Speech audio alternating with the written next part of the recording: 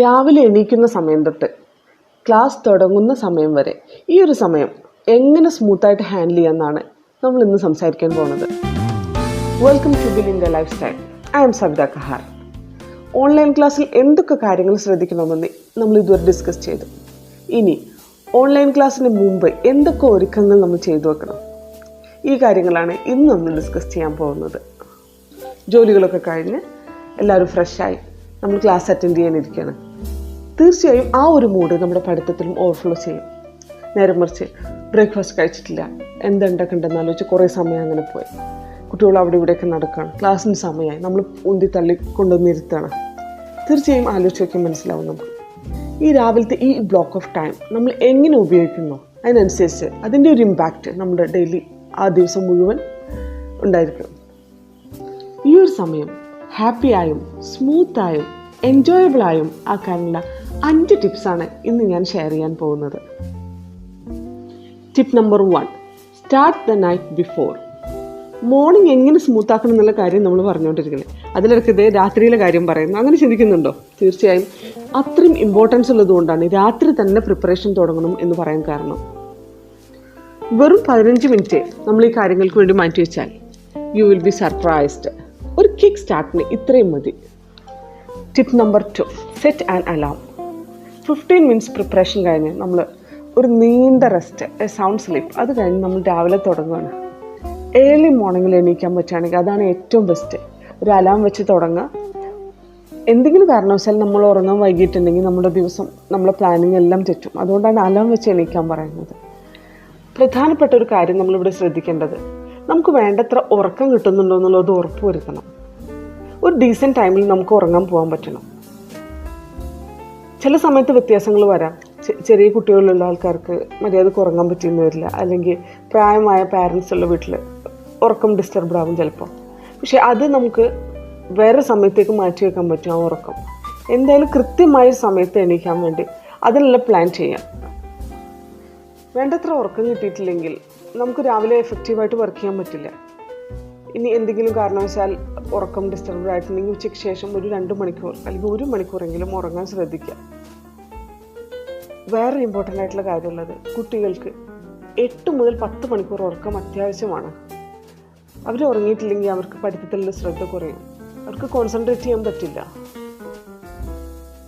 12 മണിക്ക് ഉറങ്ങി 8 മണിക്ക് എണീക്കുന്ന ആൾക്കാരാണെങ്കിൽ ഒരു അഡ്ജസ്റ്റ്മെൻറ്റ് 2 മണിക്കൂർ ബാക്കിലേക്ക് ആ സ്കെഡ്യൂൾ ഒന്ന് ഷിഫ്റ്റ് ചെയ്യുക. രാവിലെ അലാം വെച്ച് എണീക്കാൻ പറയുന്നത് നല്ലൊരു പ്ലാനിൽ തുടങ്ങാൻ വേണ്ടിയിട്ടാണ്. Tip number 3, prepare A Chor chart.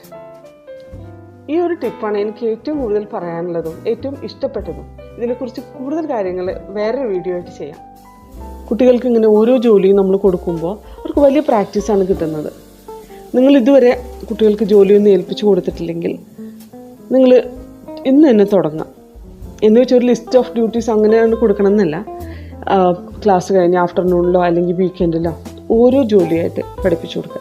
അതെങ്ങനെ ചെയ്യണമെന്ന് ഒരു വീഡിയോയിൽ പറയാം, കുറച്ച് വിശദമായിട്ട് പറയാനുണ്ട്, വേറൊരു വീഡിയോയിൽ ചെയ്യാം. ഓക്കെ, ഇങ്ങനെ ചെയ്യുന്നതുകൊണ്ട് 2 മെച്ചങ്ങളുണ്ട്. 1, നമ്മൾ എന്താണ് അവരിൽ നിന്ന് പ്രതീക്ഷിക്കുന്നതെന്ന് അവർക്ക് മനസ്സിലാവും. രണ്ടാമത്തെ കാര്യം, ഇടയ്ക്കിടയ്ക്ക് റിമൈൻഡ് ചെയ്യിക്കേണ്ടി വരില്ല. നമുക്ക് വേണമെങ്കിൽ ഒരു ചെക്ക് ലിസ്റ്റ് ഉണ്ടാക്കി ഓരോ ചോർസ് ഫിനിഷ് ചെയ്യുമ്പോഴും അത് ടിക്ക് ഇടാൻ പറഞ്ഞ് അങ്ങനെ ഒരു സിസ്റ്റം ഉണ്ടാക്കാം. Tip number 4, drink more water and exercise. നമുക്ക് ഇതിൻ്റെ ഇമ്പോർട്ടൻസ് വളരെ കൃത്യമായിട്ട് അറിയാം. എന്നാലും നാളെ മുതൽ ചെയ്യാം, നാളെ മുതൽ എഫിഷ്യൻ്റായിട്ട് ചെയ്യും, അങ്ങനെ പ്ലാൻ ചെയ്ത് നടക്കുന്നവരാണ് നമ്മൾ മനസ്സിലാക്കേണ്ടത്. ഒരു ചെറിയ രീതിയിലുള്ള ഡീഹൈഡ്രേഷൻ പോലും നമ്മളെ ക്വാളിറ്റിയെ ബാധിക്കും.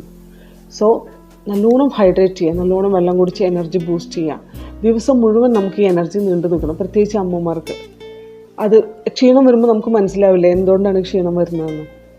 സോ എക്സസൈസിന് മുമ്പും 3-4 ഗ്ലാസ് വെള്ളം കുടിക്കുക, ശേഷവും വെള്ളം കുടിക്കുക. ആ വെള്ളത്തിൽ ഇളം ചൂടുവെള്ളമാണെങ്കിൽ ഏറ്റവും ബെസ്റ്റ്. അതിൽ കുറച്ച് ലെമണും കുറച്ച് ഹണിയും മിക്സ് ചെയ്തിട്ട് കുടിക്കുകയാണെങ്കിൽ വളരെ നല്ലതാണ്.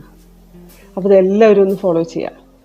എക്സർസൈസ് ചെയ്യുന്ന സമയത്ത് എന്തെങ്കിലും ഒരു മോട്ടിവേഷണൽ സ്പീച്ച്, വല്ല പോഡ്കാസ്റ്റോ അല്ലെങ്കിൽ അങ്ങനെ എന്തെങ്കിലും കേട്ടുകൊണ്ടിരിക്കുക. നമ്മൾ മോട്ടിവേഷൻ എന്ന് പറയുന്നത് നമ്മുടെ ഫോണിലെ ബാറ്ററി പോലെയാണ്.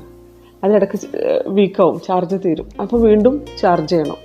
അപ്പോൾ മോട്ടിവേഷണൽ സ്പീച്ചസ് ഇടയ്ക്കിടയ്ക്ക് കേട്ടുകൊണ്ടിരിക്കുക. അത് ഗൂഗിളിലോ ഗൂഗിൾ പോഡ്കാസ്റ്റ് അല്ലെങ്കിൽ സ്പോട്ടിഫൈ അങ്ങനെ ഏതെങ്കിലും ഒരു സൈറ്റിൽ നമുക്ക് വേണ്ട പോഡ്കാസ്റ്റുകൾ കിട്ടും. നല്ല ഇഷ്ടപ്പെട്ട പോഡ്കാസ്റ്റുകൾ ഡൗൺലോഡ് ചെയ്തിട്ട് അത് കേട്ട് ഒരു ഇയർഫോൺ വെച്ചോ മറ്റോ കേട്ട് നമ്മൾ എക്സസൈസ് ചെയ്യാം. നല്ലൊരു തുടക്കമാവും അത്. Tip number 5, gathering time. ഇപ്പോൾ നമ്മൾ ജോലികളൊക്കെ തീർത്തു, കുട്ടികളുടെ ജോലിയും കഴിഞ്ഞു. നമ്മളത് ചെക്ക് ചെയ്യേണ്ട കാര്യമൊന്നുമില്ല. അത് അവരുടെ ഉത്തരവാദിത്തമാണ്, അത് അവർ ഏൽപ്പിച്ചു. സൂപ്പർവൈസ് ചെയ്യേണ്ട കാര്യമില്ല. ഇപ്പോൾ ഇനി പഠിക്കുന്ന ഒരു മൂഡിലേക്ക് കൊണ്ടുവരണം. അതിനെന്താണ് ചെയ്യേണ്ടത്? ഇനി പഠിക്കാനുള്ള സമയമാണ്. ആ സമയത്ത് നമ്മൾ സമയമായി എന്ന് പറഞ്ഞ് വിളിക്കാതെ ഒരു മൂഡ് ക്രിയേറ്റ് ചെയ്ത് അവരെ പഠിത്തത്തിലേക്ക് കൊണ്ടുവന്നിട്ടുണ്ടെങ്കിൽ വളരെ രസമായിരിക്കും അല്ലേ? എനിക്കിഷ്ടപ്പെട്ട ഒരു രീതി, ഒരു പ്ലേലിസ്റ്റ് നമ്മൾ ഉണ്ടാക്കുക. ആ പ്ലേലിസ്റ്റിൽ ഒന്നുകിൽ ഡിവോട്ടഡ് സോങ്സ് അല്ലെങ്കിൽ നമ്മൾ ഓരോരുത്തരും വിശ്വസിക്കുന്ന മതത്തിൻ്റെ എന്തെങ്കിലും ഒന്ന് പഠിപ്പിക്കാൻ ആഗ്രഹിക്കുന്നുണ്ടെങ്കിൽ അത് ഖുറാൻ വേഴ്സസോ ബൈബിളോ അല്ലെങ്കിൽ ഭഗവത്ഗീത എന്താണ് നമ്മൾ പഠിപ്പിക്കാൻ ഉദ്ദേശിക്കുന്നത് അതിൻ്റെ ഒരു പ്ലേലിസ്റ്റ് ഉണ്ടാക്കിയിട്ട് അത് പ്ലേ ചെയ്യാം. ഒരു നല്ലൊരു സ്പിരിച്വൽ സ്റ്റാർട്ടിങ് അത് വളരെ ബെനിഫിഷ്യലാണ്. അല്ലെങ്കിൽ ഏതെങ്കിലും ഒരു ഇഷ്ടപ്പെട്ട മ്യൂസിക്കുകൾ ലിസ്റ്റ് ചെയ്ത് അത് പ്ലേ ചെയ്യാം. ഈ ഒരു സമയത്ത് നമ്മൾ പ്രിപ്പറേഷൻ ടൈമാണ്. നമ്മൾ പഠിക്കാനുള്ള സെറ്റപ്പ് അതെല്ലാം ശരിയാക്കുക, പഠിക്കാനുള്ള ഒരു മൂഡ് ക്രിയേറ്റ് ചെയ്യാം. ഈ പ്ലേലിസ്റ്റിലെ ലാസ്റ്റ് സോങ് ആകുമ്പോഴേക്ക് അല്ലെങ്കിൽ അത് വേഴ്സസ് ആകുമ്പോഴേക്ക് നമ്മൾ പഠിക്കേണ്ട ഒരു സെറ്റപ്പിലേക്ക് എത്തണം. ആ ഒരു രീതിയിൽ ഒരു പ്ലേലിസ്റ്റ് തയ്യാറാക്കുകയാണെങ്കിൽ വളരെ നല്ല സ്മൂത്തായിട്ടുള്ളൊരു മോർണിംഗ് നമുക്ക് ക്രിയേറ്റ് ചെയ്യാൻ പറ്റും. ഇതിലിടയ്ക്ക് പ്രധാനപ്പെട്ട ഒരു കാര്യം വിട്ടുപോയി. Give your little once attention first. ചെറിയ കുട്ടികൾക്ക് ഇൻഡിവിജ്വൽ അറ്റൻഷൻ കിട്ടേണ്ട സമയമാണ്. അപ്പോൾ നമ്മൾ മറ്റുള്ള മക്കളെയും കൂടെ ഏൽപ്പിച്ചു കൊടുക്കണം. ചെറിയ മക്കളുടെ ഉത്തരവാദിത്തം അവരുടെയും കൂടി ഉത്തരവാദിത്തമാണെന്നുള്ള നിലക്ക് ആ കാര്യങ്ങൾ അവർ മനസ്സിലാക്കി കൊടുക്കണം. ഇതൊക്കെയാണ് ഒരു സ്മൂത്ത് മോർണിംഗിനുള്ള എൻ്റെ ടിപ്സ്. നിങ്ങൾക്ക് എന്തെങ്കിലും സജഷൻസ് ഉണ്ടെങ്കിൽ നിങ്ങൾക്ക് കമൻറ്റ് ബോക്സിൽ ഇടാം. Thanks for joining.